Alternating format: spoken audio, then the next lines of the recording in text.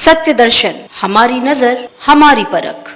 नमस्कार, स्वागत है आप सभी का सत्य दर्शन न्यूज में। आइए रुक करते हैं आज की खास खबर पर। आज दोपहर शिवपुर बाईपास पर होटल कियारा में अखिल भारतीय कायस्थ महासभा द्वारा देश के प्रथम राष्ट्रपति डॉक्टर राजेंद्र प्रसाद जी की 3 दिसंबर को 137वीं जयंती के उपलक्ष्य में प्रेस कॉन्फ्रेंस का आयोजन किया गया।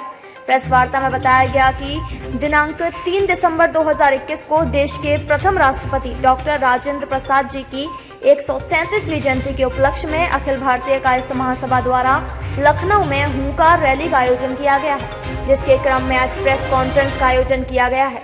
संबोधित करते हुए पूर्व मंत्री रिबू श्रीवास्तव जी ने बताया कि डॉक्टर राजेंद्र प्रसाद जी हमारे समाज के गौरव हैं और कायस्थ समाज को उनके जीवन का अनुकरण करना चाहिए और उनके पदचिन्हों पर चलना चाहिए, और बताया कि कायस्थ की संख्या उत्तर प्रदेश में भी बहुत ज़्यादा है, इसलिए एक बड़े कायस्थ समाज की हुंकार रैली का आयोजन किया गया, जिसमें वाराणसी से भारी संख्या से लोग वहां पहुंचे। इसका आह्वान पूर्व मंत्री रिबू श्रीवास्तव जी ने किया और बताया और निवेदन किया कि कायस्थ समाज अपने हक की लड़ाई के लिए इस हुंकार रैली में लखनऊ में सहभागिता अवश्य निभाए।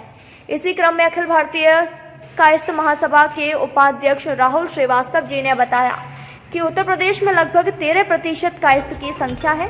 अब समय आ गया है कि कायस्थ समाज भी अपने अधिकार को मांगे, और वाराणसी में सभी कायस्थ समाज के सभी लोगों से अपील की 3 दिसंबर 2012 को लखनऊ पहुंचकर हुंकार रैली को सफल बनाएं। प्रेस वार्ता में प्रमुख रूप से विवेक श्रीवास्तव, संजू राहुल श्रीवास्तव मौजूद रहे। दिनेश मिश्रा की रिपोर्ट। जी मैम, इस संदर्भ में प्रेस कॉन्फ्रेंस मुलतवी किया गया। 3 दिसंबर को डॉक्टर राजेंद्र प्रसाद की जयंती के अवसर पर लखनऊ के झूलेलाल पार्क में कायस्थ महासभा की तरफ से, अखिल भारतीय कायस्थ महासभा की तरफ से एक हुंकार रैली का आयोजन किया गया है। इस बात को देखते हुए कि इतिहास गवाह है कि कायस्थों ने इस देश की आज़ादी से पहले भी और आज़ादी के बाद भी इस देश को दशा और दिशा देने में अपनी पूरी भूमिका निभाई है।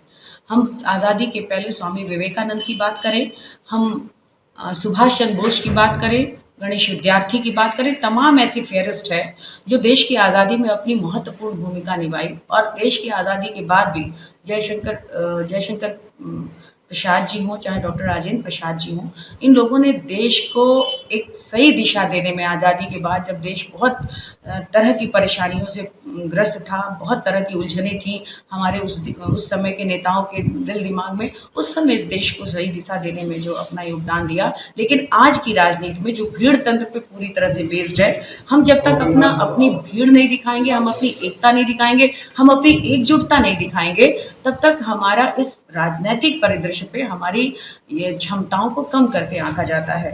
और ये ज़रूरी है कि जिस तरह से हम इस देश को दिशा देने के लिए हमने जातिवाद की बात नहीं की, हमने धर्म की बात नहीं की, हम इससे ऊपर उठ करके हमेशा से अपने बच्चों को पढ़ाने लिखाने में, संस्कार देने में हमारी भूमिका, हमारा ध्यान उधर ज़्यादा रहा। थोड़ा हम राजनीति से कट गए।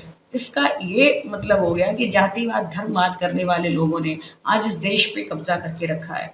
हम राजनीति में कायस्थ समाज के लोग आज भी, अब पर्दे के आगे न सही लेकिन पर्दे के पीछे अगर वो ना रहें तो देश या प्रदेश की राजनीति नहीं चल सकती।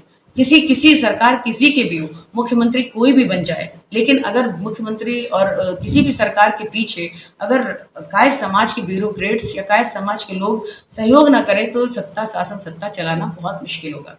ऐसे में जब समाज के लोग हर तरह से सक्षम है और देश को चलाने में, प्रदेश को चलाने में, उसके बाद भी आज उनकी भागीदारी सबसे कम है। बहुत ऐसी बिरादरियां हैं जिनकी संख्या हमसे कम होते हुए भी उनको भागीदारी मिलती है, क्योंकि वो अपनी भीड़ सड़क पर दिखाते हैं। हम अपनी भीड़ सड़क पे नहीं दिखाते, हम अपने बच्चों को बाहर पढ़ने के लिए भेजते हैं। हमारी जिम्मेदारी बहुत रही, लेकिन हम पढ़ाई लिखाई को मेन समझते हुए हम बाहर अपने बच्चों को भेजे पढ़ने लिखने के लिए, उनमें संस्कार डेवलप हो, उनमें शिक्षा का महत्व बढ़े। उस कारण से इस देश को खबरों का सिलसिला यूं ही जारी रहेगा। बने रहिए सत्य दर्शन न्यूज के साथ।